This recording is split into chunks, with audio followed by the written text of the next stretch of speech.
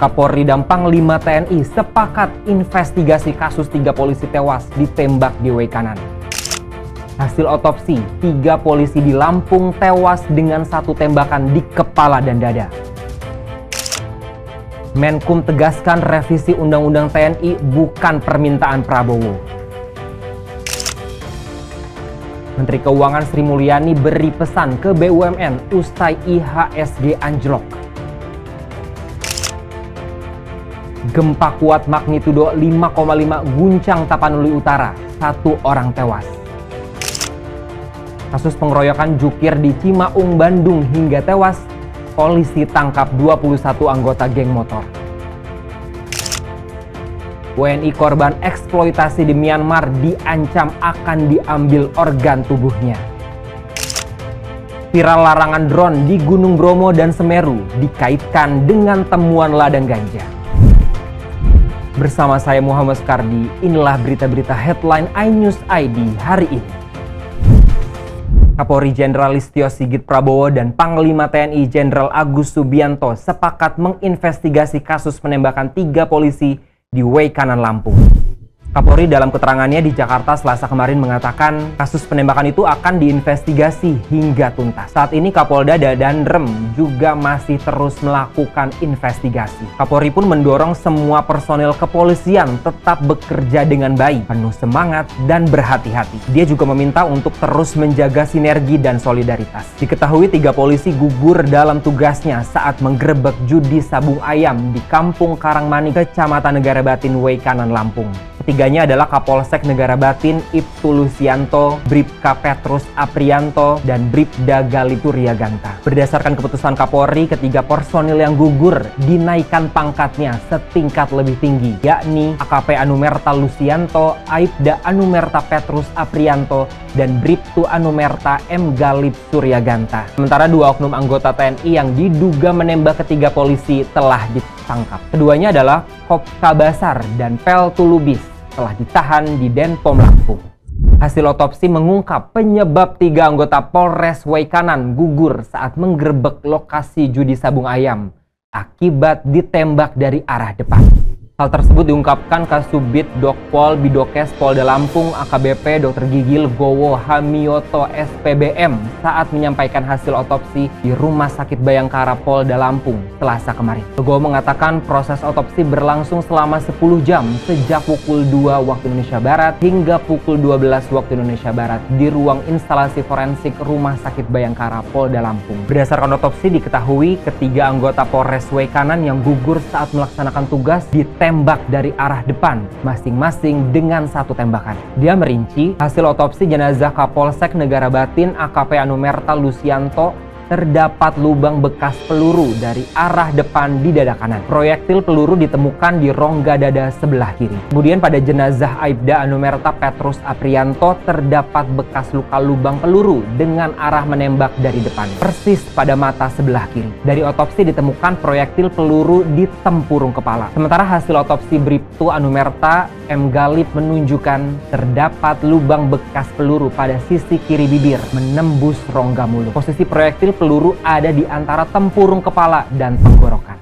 Menteri Hukum Supratman Andi Aktas menegaskan revisi Undang-Undang Nomor 34 Tahun 2004 tentang TNI bukan permintaan Presiden Prabowo Subianto.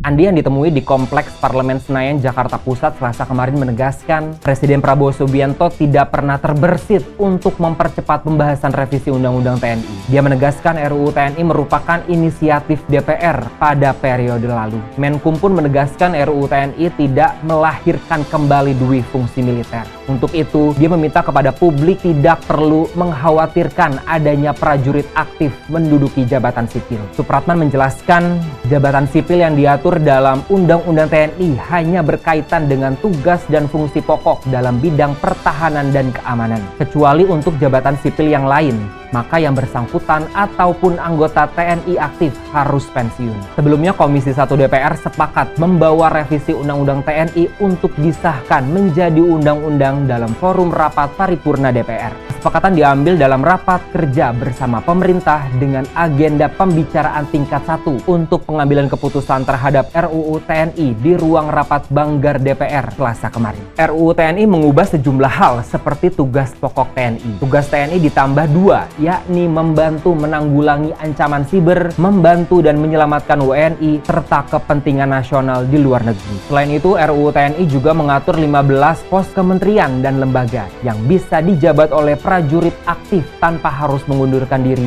atau pensiun dari dinas aktif keprajuritan. 15 pos tersebut adalah Koordinator Bidang Politik dan Keamanan Negara, Pertahanan Negara, Sekretaris Militer Presiden, Intelijen Negara, Sandi Negara, Lemhanas, DPN, SAR Nasional, Narkotika Nasional, BNPP, BNPB, BNPT, Keamanan Laut, Kejaksaan Agung, dan Mahkamah Agung. Menteri Keuangan Sri Mulyani Indrawati menyampaikan pesan kepada BUMN dan Badan Pengelola Investasi Danantara usai indeks harga saham gabungan anjlok.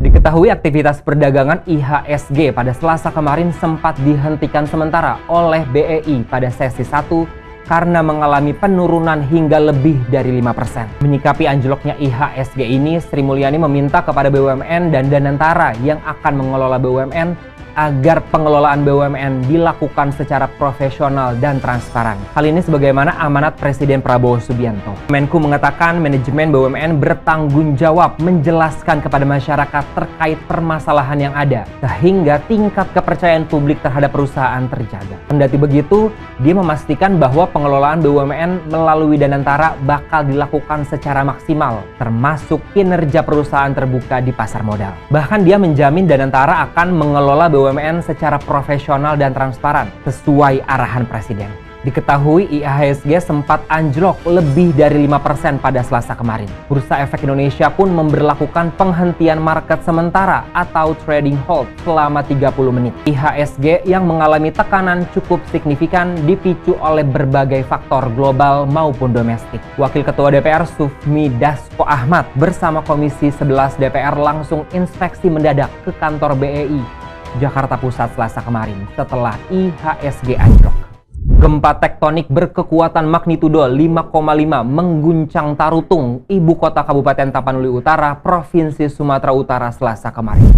Gempa yang terjadi pada pukul 5.22 waktu Indonesia Barat mengakibatkan seorang warga meninggal dunia. Selain itu, ada korban luka di Desa Lobupining, Kecamatan Pahay Julu, Tapanuli Utara. Dan Kisatu Yonce Satbrimopolda Sumut AKP Marihot Sitorus mengatakan satu korban yang meninggal dunia akibat gempa sudah dievakuasi. Informasi diperoleh, gempa juga mengakibatkan sejumlah rumah warga rusak dan ada yang roboh. Bahkan bencana itu memicu tanah longsor hingga menutup akses jalan lintas Sumatera yang menghubungkan Tarutung, Kabupaten Tapanuli Utara dan Sipirok, Kabupaten Tapanuli Selatan. Kepala Stasiun Geofisika Kelas 1 Deli Serdang Agus Rianto mengatakan hasil analisis BMKG menunjukkan gempa bumi dangkal ini berlokasi di darat akibat adanya aktivitas sesar aktif. Gempa berjarak 19 km dari arah tenggara Tapanuli Utara pada kedalaman 10 km. Gempa bumi ini berdampak dan dirasakan kuat di daerah Tarutung dengan skala intensitas 4 hingga 5 mmi. Sementara di daerah Sibolga, getaran gempa dirasakan dengan skala intensitas 3 mmi. Polisi telah menangkap 21 anggota geng motor yang terlibat pengeroyokan juru parkir minimarket di Kecamatan Cimaung, Kabupaten Bandung. Kapolresta Bandung Kombes Pol Aldi Subartono dalam konferensi pers di Mapolresta Bandung Selasa kemarin mengatakan sebanyak 10 diantaranya ditangkap dalam pelariannya di Kabupaten Garut Senin 17 Maret malam. Dari hasil pendalaman, 5 diantaranya merupakan pelaku utama dalam pengeroyokan jukir berinisial RS 24 tahun hingga tewas pada Minggu 16 Maret. Kelima pelaku adalah orang-orang yang secara langsung melakukan kekerasan terhadap korban hingga meninggal dunia. Hal ini diketahui berdasarkan rekaman CCTV dan video yang beredar. Selain para pelaku utama, polisi juga mengamankan beberapa orang lain yang diduga membantu para pelaku melarikan diri. Polisi akan mendalami sejauh mana keterlibatan keterlibatan mereka dalam menghalangi penyidikan. Aldi mengatakan dari pemeriksaan terungkap jika motif pengeroyokan berawal dari saling ejek. Para pelaku lalu mengeroyok korban secara brutal. Saat ini polisi masih mendalami hubungan korban dengan para pelaku. Polisi juga masih menelusuri senjata tajam yang dibawa para pelaku yang saat itu sedang membagikan takjil. Kapolres memastikan akan terus mengembangkan kasus ini dan menindak tegas semua pelaku yang terlibat dalam insiden tersebut. Polisi terus mendalami kasus ini untuk memastikan seluruh pihak yang terlibat mempertanggungjawabkan perbuatannya. Sebanyak 554 warga Indonesia korban eksploitasi di Myanmar mengalami kekerasan hingga penyiksaan dari perusahaan yang mempekerjakan mereka.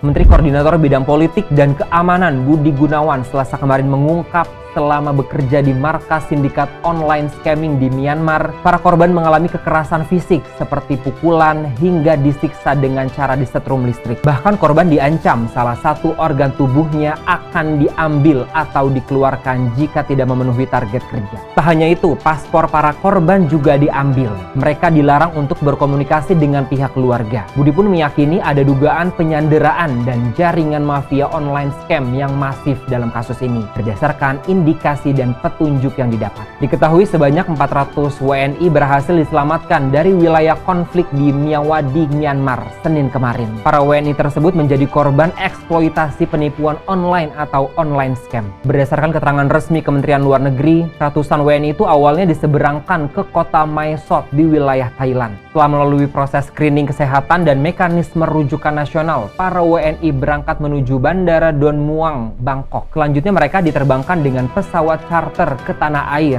dan tiba di Bandara Soekarno-Hatta pada Selasa kemarin. Adapun 400 WNI itu terdiri atas 313 laki-laki dan 87 perempuan. Seluruhnya dinyatakan dalam kondisi sehat. Sementara itu 6 perempuan diantaranya dalam kondisi hamil. Tim Pelindungan WNI Kementerian Luar Negeri beserta KBRI Bangkok dan Yangon serta Hubungan Internasional Polri turut melakukan identifikasi mengawal mereka sejak dari Myawaddy. Kelancaran proses penyeberangan WNI dari Myawaddy ini diketahui berkat koordinasi intensif dan dukungan penuh dari otoritas Thailand dan Myanmar.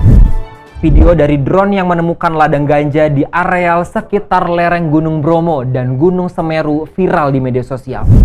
Narasi video menyangkut pautkan antara pelarangan dan pembatasan penggunaan drone bagi pengunjung di jalur kawasan konservasi wisata tersebut. Ditengarai untuk menutupi penemuan ladang ganja. Narasi dari beberapa video yang viral juga mengaitkan penemuan ladang ganja di kawasan hutan dengan penutupan Gunung Semeru sejak beberapa bulan terakhir. Merespon video viral ini, Kepala Balai Besar Taman Nasional Bromo Tengger Semeru atau BBTN-BPTS, Rudianta Cahyanugraha menegaskan tidak ada sangkut paut antara larangan dan pembatasan penggunaan drone dengan temuan ladang ganja. Sebab ladang ganja ditemukan di kawasan TNBTS bukan berada di jalur wisata atau pendakian Gunung Bromo maupun Gunung Semeru. Dia mengatakan sebelumnya memang ditemukan 59 titik ladang ganja seluas puluhan hektar pada 18 hingga 21 September 2024. Lokasinya berada di Desa Argosari, Kecamatan Senduro, Kabupaten Lumajang, Blok Pusung Suwur Resort yang dikelola TN wilayah Sencoro dan Gucialit. Area penemuan ladang ganja terbilang sangat tersembunyi karena terletak di kawasan yang tertutup semak belukar yang sangat lebat. Rudianta mengatakan Polres Lumajang telah menetapkan 4 tersangka dalam kasus penemuan ladang ganja ini. Mereka merupakan warga Desa Argosari, Kecamatan Senduro. Persidangan masih berjalan di Pengadilan Negeri Lumajang. Sementara aturan larangan dan pembatasan penggunaan drone sudah berlaku sejak tahun 2019.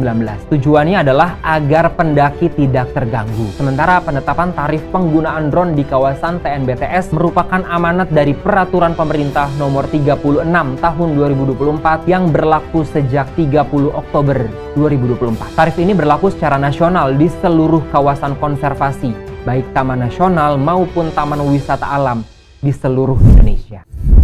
Demikianlah berita-berita headline iNews ID hari ini. iNews ID, cepat, terpercaya.